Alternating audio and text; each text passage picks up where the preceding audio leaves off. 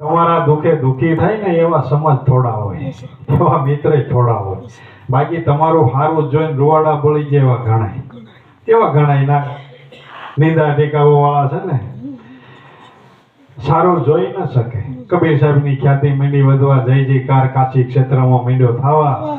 એટલે ઈર્ષાળો વર્ગ જે હતો ને એને ઈર્ષાથી ગાળો. કબીરો કઈ જાતનો છે એ ખબર નથી, હિન્દુ છે કે મુસલમાન છે એ ખબર નથી, અને આ એની તો માંડી છે વાહ થવા.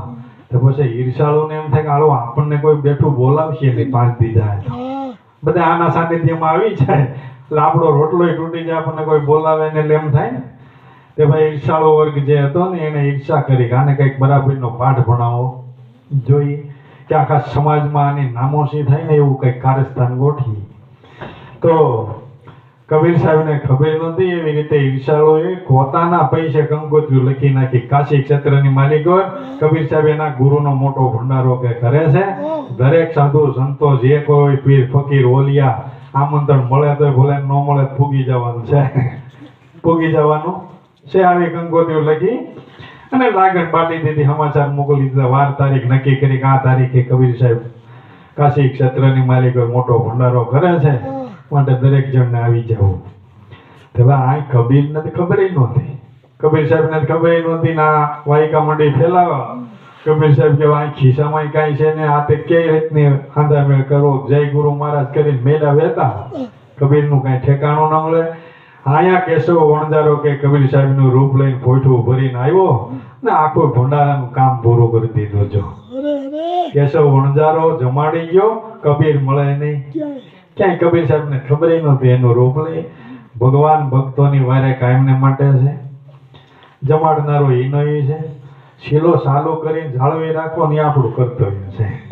બાકી આપણી કીધે કાંઈ થાય એવી વાત કોઈ મહાપુરુષોએ કરી નથી, કોઈ માથે લીધું નથી. જમાડનારો આદિ અનાદિથી ઈચ્છે, પણ શરૂઆતમાં લોઢાન ઝીણ્યા છે. પાયો નાખવો ને લોઢાન ઝીણ્યા છે. જો દેવજી બાપાએ બીજની શરૂઆત કરી તો પછી બંધ કરવા સુધી પ્રયાસો થઈ ગયા ને બાપા. હવે આમાં પુગાય 35,000 નું સમયમાં તો કરજ થઈ ગયો આ છોકરા જમાડવામાં થઈ ગયું ને. હવે એ સમયમાં 35,000 એટલે રકમ બહુ મોટી કહેવાય. હવે માથે લેણો થઈ ગયો તો ઉગારામ દાદાને સમાચાર દઈ દીધા કે ભાઈ સાહેબ હવે મારાથી બીજનું કાર્ય થાય નહીં. તો ઉગારામ દાદાએ આશીર્વાદ દીધો, હવા રૂપિયો દીધો, ભાઈ સાહેબ બંધ ન કરે, ચાલુ રાખો, જે થાય મારો ભગવાન ક્યાં ટોટો આવવા દે એમ છે, ચાલુ રાખો, મોળો ન પડાય. ભક્તિના માર્ગે સંકટ આવે, હાડા નરસા દિવસ આવે, એમાં મોળો ન પડાય. જે કાર્ય લીધું છે પકડી રાખાય. તો તે બીજું કઠણ થઈને જીરવવું પડ્યું તો અટાણે એના ફળ પછી આંબા રૂપે, વૃક્ષ રૂપે ફાલે ફૂલે. આપણે અટાણ આખી ઉતાણી ભાઈ રાજધાની છે, પણ રાજધાની હું સ્વર્ગ હોતા આવશે. રાજધાની કમાઈ છે ને મહાપુરુષોની.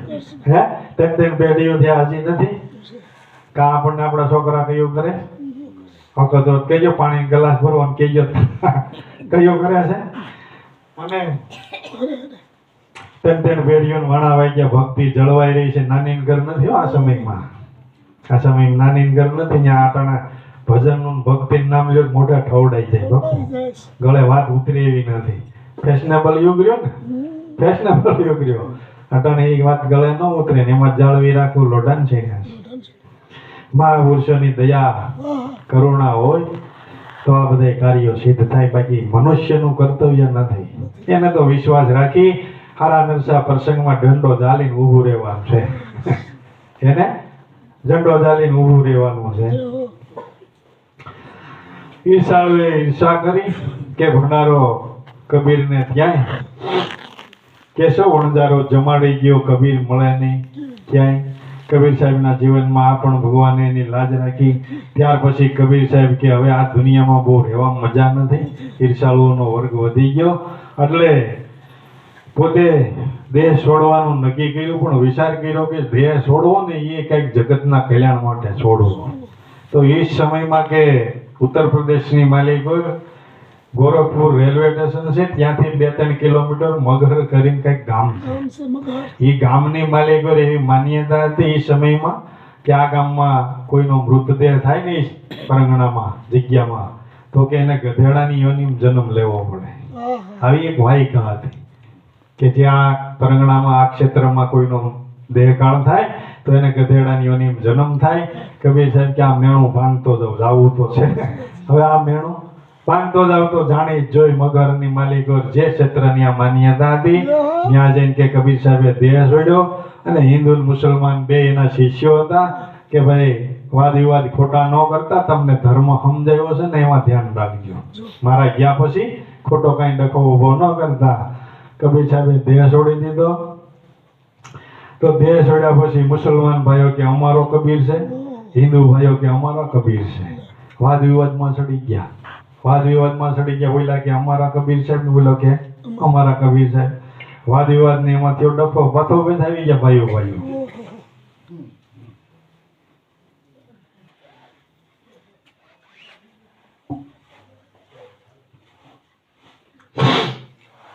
એ સમયમાં બથો ભેદ આવી ગયા ને તો કે આકાશવાણી રૂપે કબીર સાહેબે વિનંતી કરી કે ભાઈ તમે ના પડી હતી તોય ડખે ચડ્યા, પણ જોવો તો ખરા ફૂલ ખેવીને મારી સમાધિએ જોવો તો ખરા. આવડાને જ્યાં ખાખવા ફૂલના ખેવા જ્યાં કબીર સાહેબનો દેહ જ નહોતો. કે ભાઈ હું હિન્દુ નથી, મુસલમાન નથી, મારી કોઈ જ્ઞાતિ નથી, તમને જિંદગી આખી પાઠ ભણાવ્યા તોય અંતર રહી ગયું. ના પાડીથી ડખો કરતા નહીં. તો ફૂલની બુથારી કે ખેવીને કબીર સાહેબનો દેહ જ નથી, કબીર સાહેબ જ ના થઈ ગયા. ત્યાં આવડાને સમાધાન થયું. એટલે મહાપુરુષોની બધી ગાથાઓ આવી છે કે પ્રભુ વચન કરી, ગુરુના વચનમાં વિશ્વાસ રાખી, જે પાર પડી ગયા હાલી ગયા એની જગતની માલિકો બલિહારી છે. ભાઈ તાણું થઈ ગયા અડધી કલાક આપો. પરવીરબેન બધા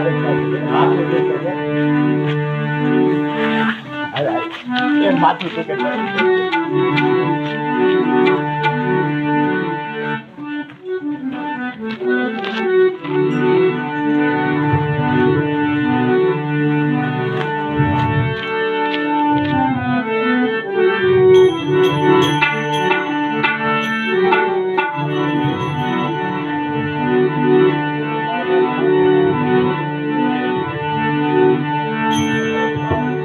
ભગવાનનું જેણે ભજન કર્યું છે ને એની લાજ ભગવાને જવા દીધી નથી. જો એ હરિને ભજતા એ હરજી કોયની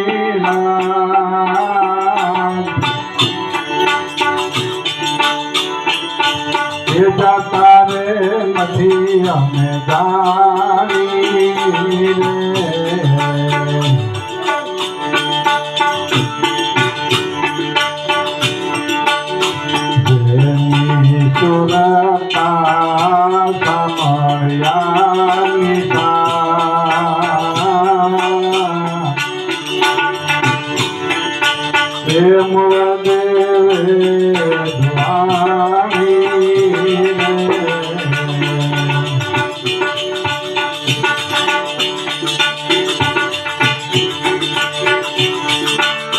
વાલે મારે ઉગાયો છે ભક્તા પ્રહલાદ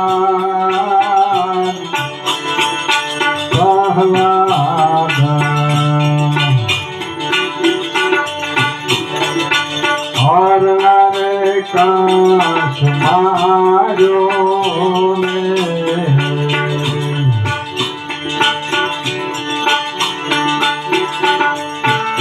વાલે મારે ઉગાયો છે ભક્તા પ્રહલાદ હરણા રે કાશ માર્યો રે.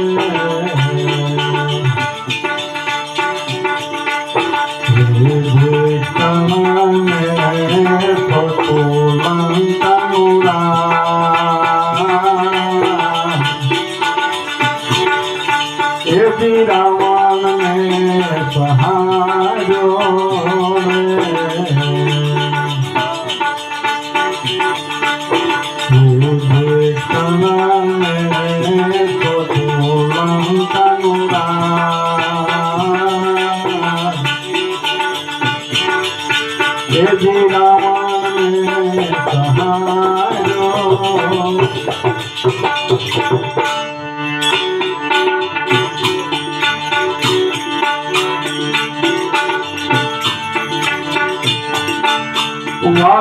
મારે નિરાતે માઈ નાય જે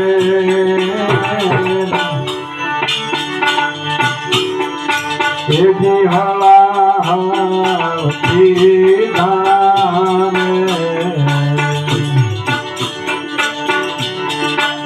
વાલે મારે નિરાતે માઈ નાય જે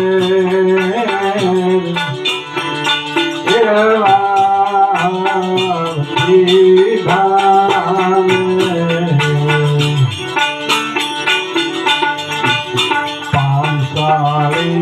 પાંચાળીના પોરાથી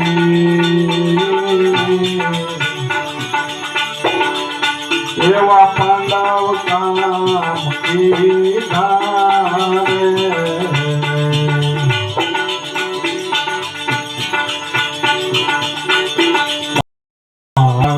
મારીના પોરાથી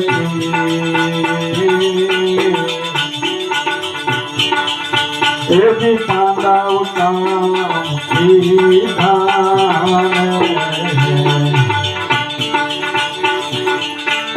હરિને ભજતાય હરિ કોયની